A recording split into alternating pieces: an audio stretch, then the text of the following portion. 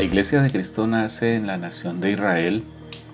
Sin embargo, como es la promesa de Jesús o el mandato de Jesús inicialmente, todas las naciones, y luego en Hechos capítulo 1 versículo 8, Jerusalén, toda Judea, Samaria y hasta lo último de la tierra, pues debería haber un momento cuando el Evangelio va a alcanzar al pueblo conocido como gentil, que es el pueblo que no corresponde o no pertenece a la familia o a la descendencia de Israel. En el capítulo 10 de Hechos encontramos entonces el nacimiento de la iglesia gentil. Curiosamente, es en una casa donde nace la iglesia, y esa casa es la casa de Cornelio. Allí tenemos toda la historia o la narración de cómo sucedió este comienzo de la iglesia entre el pueblo gentil. El énfasis al que vale la pena ponerle atención en este momento, en esta meditación, es a que es una iglesia que nace en una casa.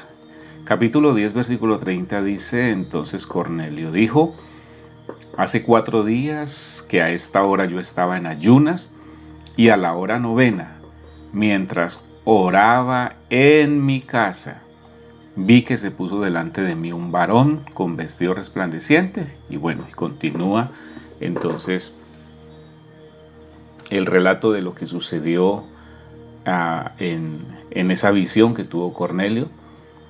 A la vez, Pedro también está teniendo una visión. Pedro es judío y con fuertes estructuras que le impiden dar este paso de ir al pueblo gentil.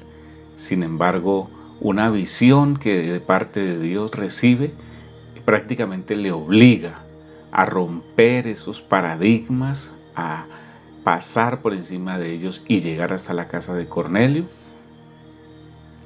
predicar el evangelio. Y curiosamente dice la palabra del Señor en el versículo 44, bueno, los versículos anteriores muestra el mensaje que Pedro comparte con los que están allí en la casa de Cornelio, mostrando a Jesucristo, su ministerio, su propósito, su muerte, su resurrección. Bueno, la orden, dice el versículo 42, nos mandó que predicásemos al pueblo y testificásemos que Él es el que Dios ha puesto por juez de vivos y muertos. Y en el versículo 44 dice: entonces mientras aún hablaba Pedro estas palabras, el Espíritu Santo cayó sobre todos los que oían el discurso, y los fieles de la circuncisión que habían venido con Pedro se quedaron atónitos de que también sobre los gentiles se derramase el don del Espíritu Santo, porque los oían que hablaban en lenguas y que magnificaban a Dios. Entonces respondió Pedro: ¿puede acaso alguno impedir el agua para que no sean bautizados estos que han recibido el Espíritu Santo también como nosotros? Y mandó bautizarles en el nombre del Señor Jesús.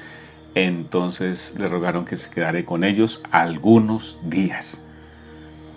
Entonces, qué bendición poder observar que nuestras casas pueden convertirse en una gran bendición.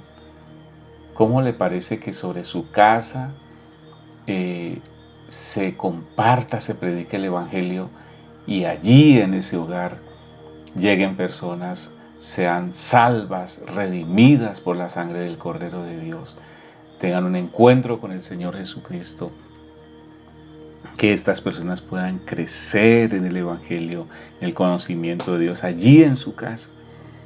Muchas veces estamos limitados porque queremos tener un lugar exclusivo donde reunir a la gente, y a veces la gente no quiere ir, o a veces no hay los recursos para hacer esta clase de gastos, la inversión en un predio, un lote, un edificio, o en el peor de los casos un arrendamiento.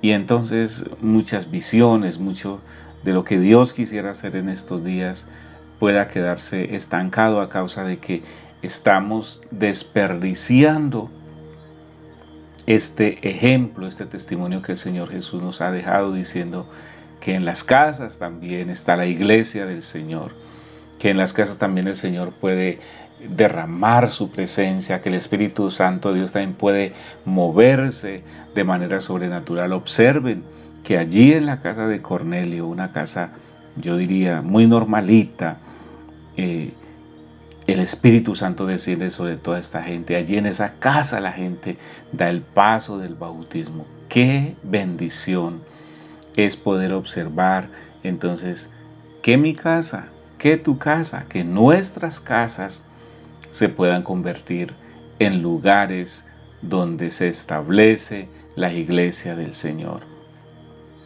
Permítame orar, amado Señor. Qué mensaje tan precioso. Cómo nos hemos cambiado la visión, la forma de ver la iglesia del Señor. Miramos la iglesia en un ambiente de un espacio físico grande, y también es muy bueno, Señor, pero la palabra de Dios hoy nos dice que no necesariamente es indispensable un lugar grande de reunión para que de esta manera el Evangelio sea predicado. Lo que hemos visto en este momento es que el Evangelio debe ser predicado en el lugar donde estamos, nuestra casa, y vamos a ver otros testimonios y otros ejemplos acerca de esto, pero por hoy entonces nos quedamos diciendo: mi casa puede ser un lugar donde la iglesia del Señor se reúne. Padre, gracias una vez más en el nombre de Jesús. Amén.